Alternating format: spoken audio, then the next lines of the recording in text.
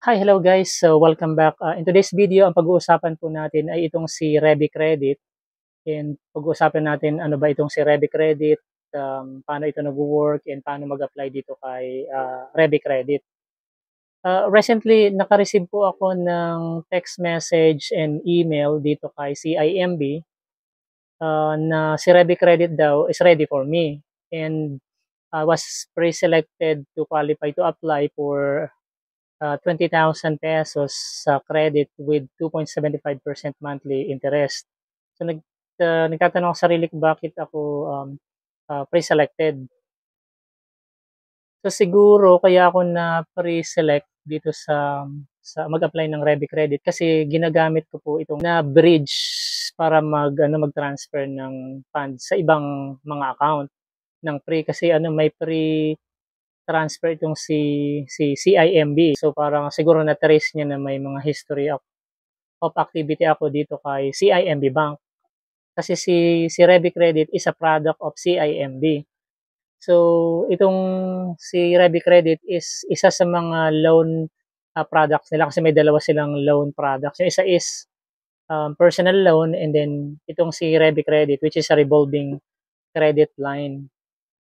Sa madalit sabi, ginawa ko lang bridge itong si CIMB pero wala talaga akong savings na malaki dito. So inopen ko itong si CIMB through GCash kasi itong si GCash may tinatawag na GSave. So si CIMB is one of their bank na nakapaloob dito kay GCash. So pag gusto mo mag-save, may mga bangko ka doon na pagpipilian katulad ng Maybank, katulad ng Uno, so si CIMB. So ano ba talaga itong si Revi Credit? Si Revi Credit guys, once again, it's a product of CIMB. So it's a product loan pero it's a digital credit line so itong si Revi Credit. Parang kung may idea kayo kung ano si Maya Credit, halos walang pagkakaiba po. So it's a revolving fund, pwede kayong mag-loan up to yung credit limit na na-approve sa inyo, pwede niyo pong gamitin. And then since this is kasi ano siya kung tawagan credit line digitally. So pwede niyo siyang gamitin online sa mga pagpa-purchase ng mga item o groceries or pambayad ng mga kung anong gusto niyo bayaran. And at the same time, like Maya, you can withdraw or convert it to cash up to 70% nung niyo credit line niyo. So kay Maya kasi 100% pwede niyo i-convert lahat. Dito po up to 70% po ng credit line na available dun sa account niya, pwede niyo i-convert sa cash. Papakita ko sa inyo yung process ng pag-apply dito kay Revi Credit through CIMB. Main dashboard ni CIMB sa ilalim katabi ng home, pindutin nyo lang po yung loan.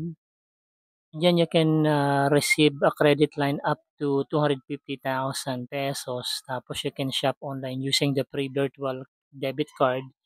And then you can convert your credit into cash and then you can turn portion of your credit into loan terms. Sabi diyan for as low as 1% per month pero usually it's 5%. Depende po sa approval po sa inyo and doon sa offer. So i-click nyo lang po yung terms and condition okay.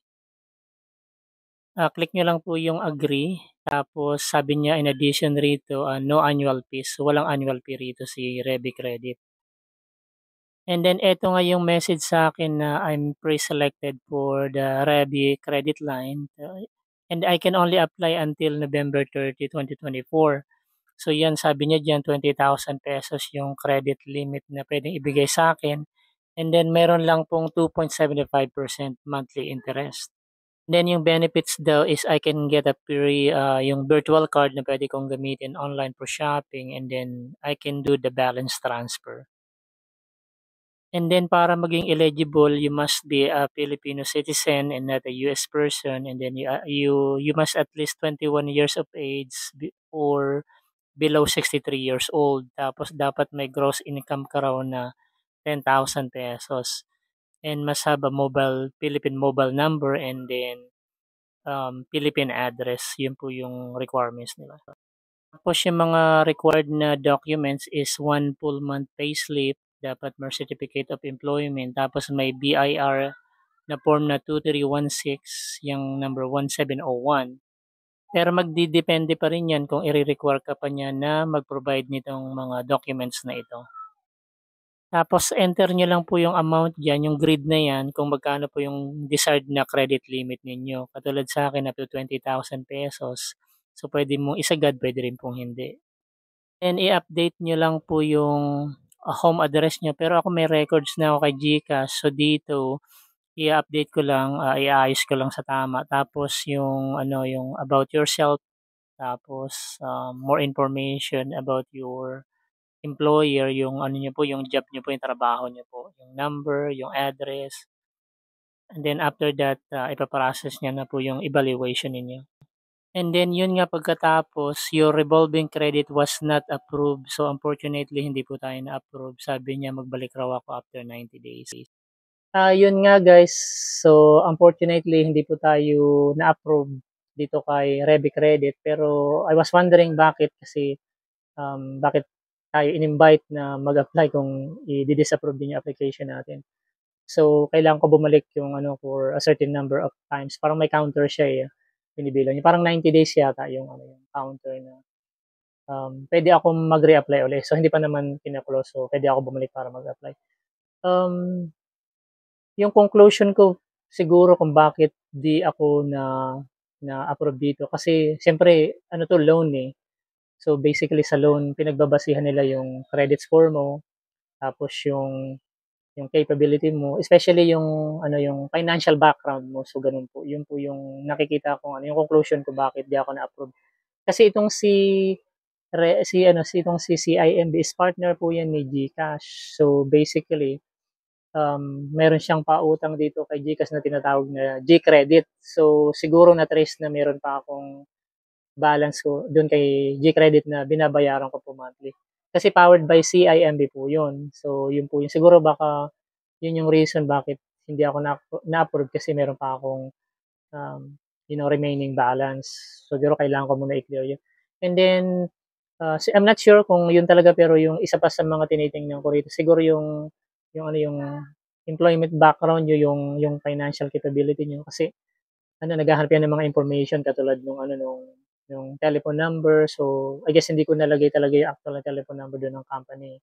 Siguro isa rin yun sa mga reason bakit po tayo na-disapprove. Pero subukan natin kung sa next time ma-approve tayo. Pero ngayon, pahinga muna tayo. So, disapprove tayo ngayon. So, pero kayo guys, baka qualified kayo. Subukan niyo pong mag-apply dito kay Revi Credit. Kung ginagamit niyo naman po siya usually, yun po. And guys, kung hindi pa kayo nakasubscribe sa channel natin, huwag pong kalimutang pindutin yung subscription dyan sa baba and i-click nyo na rin po yung bell notification para updated kayo sa mga video na ilalabas natin.